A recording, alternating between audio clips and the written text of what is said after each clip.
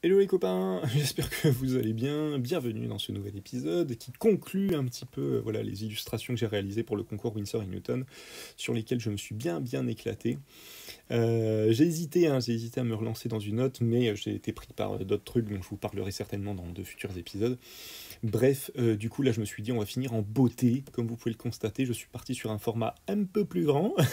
Les formats précédents c'était si je vous dis pas de bêtises, 25,1 sur c'était quoi, 36,4 ou 37,4, un truc comme ça. Enfin, au-dessus de 25-35, en tout cas, c'est sûr, parce que c'est le format minimum du concours. Je vais faire un petit rappel aussi, au cas où. Là, je suis parti sur un 54 par 74, voilà. Un peu parti sur un très très grand, bref. Alors, petit rappel pour ceux qui tomberaient sur cette vidéo. Ici, vous êtes sur la diffusion de la diffusion, on s'en fout. La troisième illustration, du coup, pour le concours Winsor & Newton. Mais qu'est-ce que c'est donc le concours Winsor & Newton? C'est un concours organisé par Winsor & Newton. Oh, quelle surprise! Qui vous propose, en fait, pour participer, de réaliser entre 1 et 5 illustrations. Format minimum 25-35, format maximum 56-76, avec une gamme de couleurs dédiées, 6 couleurs exactement, les New Classics de chez Winsor & Newton, qui se présentent comme suit, la gomme gut, le vert de périlène, le marron de périlène, le violet de périlène, je fais tous les périlènes comme ça s'est fait, et le bleu du Mont, Small bleu du Mont, et la dernière, le Caput Mortuum, à chaque fois je l'oublie. Voilà, vous avez jusqu'au 10 juillet pour participer. À mon avis, au moment où cette vidéo sortira, il vous restera plus que quelques jours, je pense, en fonction de la date à laquelle je la sors. Mais du coup, toujours temps de faire quelque chose si jamais vous voulez un peu y participer dans l'urgence. Et après, voilà, il suffit juste de... Je vous mettrai dans tous les cas le lien du concours dans la description de la vidéo. Il vous suffit juste après d'envoyer votre publication sur Instagram ou sur Facebook en taguant Winsor & Newton et en utilisant des hashtags précis que vous retrouverez dans la description du concours. Voilà, ceci étant dit, on peut revenir un petit peu à l'illustration, je pense que j'ai tout dit. Donc, pour cette illustration, je voulais finir un petit peu en beauté, je voulais surtout finir, je vous en parlerai juste après, avec un paysage qui me tient un peu à cœur. Pour ce faire, du coup, j'ai utilisé toujours pareil mon Canson édition. Je ne l'avais pas dit dans l'épisode précédent, mais je travaille toujours avec le même papier. Canson édition, extra blanc, 350 grammes, si je dis pas de bêtises. Je l'achète en une énorme feuille de genre 80-120 à peu près, et puis après je les replie pour faire mes formats. C'est un peu comme ça que je travaille. Et entre celui-ci, le Canson édition, et le rouge, mon cœur balance. Hein. J'adore les deux. J'avoue que quand même le Canson édition étant un 100% coton extra blanc, il est vraiment hyper agréable à travailler en aquarelle et tout ce qui est technique humide. C'est un bonheur pour moi de travailler là-dessus.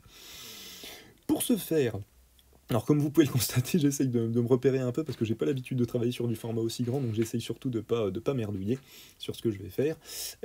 Pour ce faire, du coup, j'ai essayé d'utiliser les peintures que j'avais pas encore utilisées et de faire un assemblage avec ça. Donc il y avait surtout le Caput Mortuum que j'avais pas encore utilisé.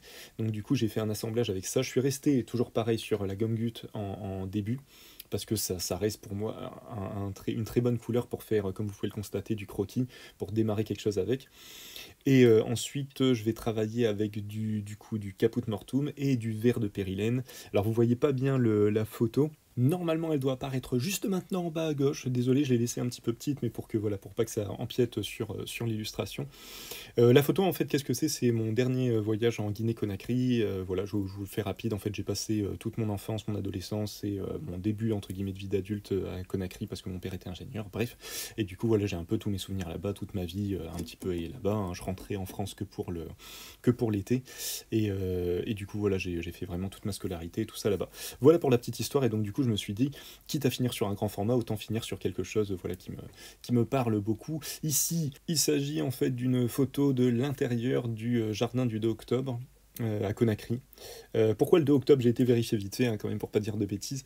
Le 2 octobre 1958, c'est la proclamation de l'indépendance de la Guinée par Sékou Touré à l'époque, qui s'oppose du coup à Charles de Gaulle. Bref, on va pas faire un cours d'histoire là-bas. On va pas faire un cours d'histoire ici, excusez-moi déjà, parce que je maîtrise carrément pas le sujet, et que c'est tout simplement pas le sujet, en fait, les copains. Donc voilà. Mais ouais, je sais pas si un jour, parce que j'y ai vécu quand même quasiment entre 17 et 18 ans quand même, J'ai vécu un coup d'état là-bas, bref, voilà, ça serait j'aimerais bien un jour raconter un petit peu ça, en dessin si possible, mais bref, ça reste, c'est dans les cartons pour l'instant. Bref, revenons à l'illustration. Donc ouais, c'est une photo qui me tient quand même un peu à cœur, parce que voilà, ça représente un petit peu moi ce qui me parle dans la Guinée, c'est vraiment, bah, c'est con hein, ce que je vais dire, mais c'est les arbres, c'est c'est les paillotes, c'est ce genre de choses. Moi, c'est voilà, c'est des images qui m'ont beaucoup marqué quand j'étais petit, qui m'apportent bizarrement beaucoup de réconfort. Je ne saurais pas comment l'expliquer. C'est comme une Madeleine de Proust, un peu quand je regarde des photos, notamment celle-ci et d'autres photos. En sachant qu'en plus, celle-ci, c'est une photo entre guillemets de mon enfance, mais c'en est pas vraiment une parce que j'y suis retourné. Je crois en plus que c'est une photo que j'ai prise quand j'y suis retourné il y a 4-5 ans, je crois, 3-4 ans. Bref, on s'en fout. Hein, voilà. Toujours est-il que voilà, c'est quelque chose qui me parle beaucoup et du coup, je tenais un petit peu à faire ça. En dernière illustration du concours. Pourquoi aussi, on va revenir à quelque chose de plus sérieux, parce qu'en fait je me suis dit au niveau des couleurs ça va être super intéressant à traiter, même si la photo est pas de très très bonne qualité.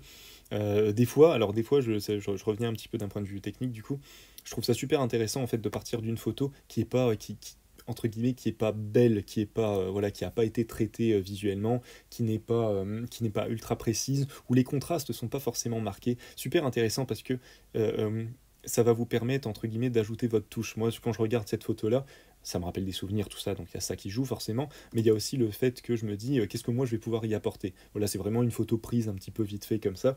Qu'est-ce que moi, en termes de visuellement, quelle interprétation je vais pouvoir lui donner, tout en respectant l'image de base bien sûr, mais voilà, qu'est-ce que je vais pouvoir faire avec ça en fait concrètement. Le souci, c'est que des fois, moi j'ai remarqué quand je travaille avec des photos qui sont trop nettes, trop belles, avec des contrastes trop marqués et tout ça, bah on se dit le taf il est fait en fait. Le taf il est déjà fait. Donc du coup, on n'est plus dans une interprétation, on se dit juste oh l'image elle est belle, j'ai juste envie de refaire l'image. C'est pas mal, c'est intéressant du coup, mais moi je trouve beaucoup plus intéressant voilà, de partir une image qui peut être un peu floue, qui peut être un peu pixelisée, un peu morte et de dire ok, voilà, t'as ça qui t'arrive, qu'est-ce que tu fais avec ça? Qu'est-ce que voilà, et c'est ce que j'aimais bien, c'est ce que j'aimais bien aussi avec cette photo. Parce que du coup voilà, j'ai réinterprété un petit peu les contrastes, il y a des éléments que j'ai enlevés. Tout ça, ça fait suite aussi à chaque fois j'en parle, mais je le redis, du coup, ça fait suite à pas mal de vidéos d'une chaîne YouTube que j'ai vue, la chaîne YouTube de Yann Roberts. Si vous avez l'occasion d'aller jeter un œil, je vous le mettrai aussi en description, si j'y pense, j'espère. Sinon, Yann Roberts, Composition, vous tapez ça sur YouTube, vous allez tomber dessus.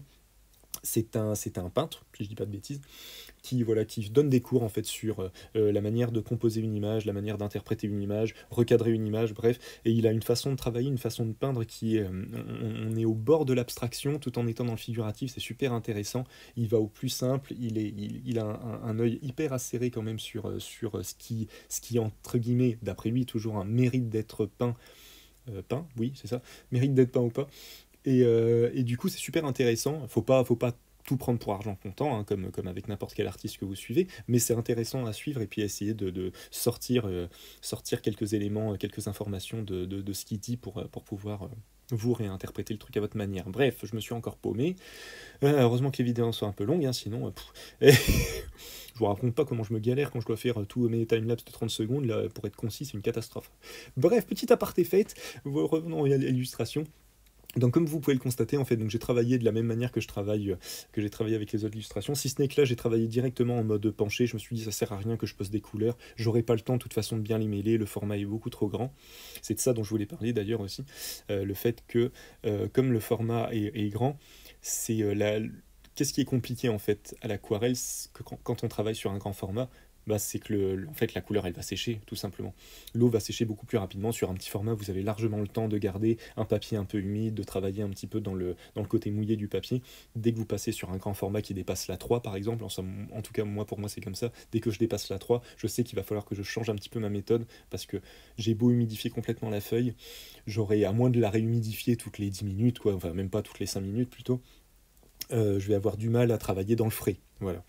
Donc du coup là je me suis dit allez ça on met de côté, on oublie, et je travaille avec mon vaporisateur en fait, donc j'y vais vraiment encore une fois à l'instinct, je place des éléments comme vous avez pu le constater, j'ai vraiment commencé par placer la paillote et l'arbre, les proportions sont pas du tout respectées quand vous regardez bien, mais c'est pas entre guillemets c'est pas ça qui m'intéresse quoi, ce que je veux c'est donner un petit peu ce que moi qu'est-ce qui me parle quoi dans cette image, qu'est-ce que je ressens un petit peu quand je la regarde et puis essayer de rendre ça. Donc voilà, donc généralement dans ces moments là ce que je fais c'est que voilà, je me fous de la musique musique en fond et j'y vais vraiment en mode hop, je pose comme quand on va voir un film d'action. Je prends mon cerveau, je le mets de côté et j'y vais à l'instinct. De temps en temps, je le reprends et je me dis, je prends de la distance et je me dis, bon, alors est-ce que là ça va? Est-ce que je suis pas en train de partir dans un truc un peu trop abstrait justement? Je replace et puis après je repars, je fais des va-et-vient entre le côté un peu primaire, un peu primitif, et puis le côté un petit peu plus réfléchi qui dure jamais très longtemps. Mais du coup, voilà, c'est un petit peu ma façon de travailler. Et, euh, et du coup, j'utilise aussi je me rends compte en fait que j'utilise des outils aussi qui vont dans ce sens-là, quoi. Le pinceau que j'utilise, je sais pas si j'en ai déjà parlé, je pense pas. Donc c'est pour ceux qui débarquent sur la vidéo, du coup, c'est un pinceau Borchani Bonazzi Unico Infinito 856. C'est un des nouveaux pinceaux qu'ils ont sorti, que je connaissais pas du tout cette marque-là. Je l'ai découverte avec ce pinceau. L'idée de ce pinceau, c'est qu'on est sur un espèce de ligneur avec des poils très très longs et qui est difficilement maîtrisable, mais du coup qui permet d'avoir un truc très très entre guillemets, comment on dit ça, j'ai envie de dire pardon, très très organique, mais je sais pas si c'est le bon mot, mais du coup qui permet de travailler un peu à l'instinct comme ça. Et puis voilà, j'utilise un vaporisateur aussi qui va entre guillemets tous les petits toute la construction que je vais faire, elle va être entre guillemets, elle va devenir floue forcément. Avec le vaporisateur, je vais venir complètement diluer la plupart des traits que j'ai fait. Certaines fois, j'ai l'impression qu'en fait j'ai fait un trait pour rien. Mais en fait, je me rends compte que tout ça, ça fait partie d'un processus, voilà, d'une façon de travailler qui fait que même si le trait n'est plus sur l'image, moi je l'ai en tête et je sais, j'appelle ça une espèce c'est comme une persistance rétinienne en fait. Putain, je pars un peu dans tous les sens, je suis désolé. Mais ce que j'essaye de dire en fait, c'est que je travaille de manière un petit peu abstraite et même si le trait n'est plus présent sur l'image, je l'ai en tête, j'ai déjà fait ce trait là, donc je sais que quand je vais le refaire, il sera plus acéré, il sera plus dans le détail, il sera réinterprété.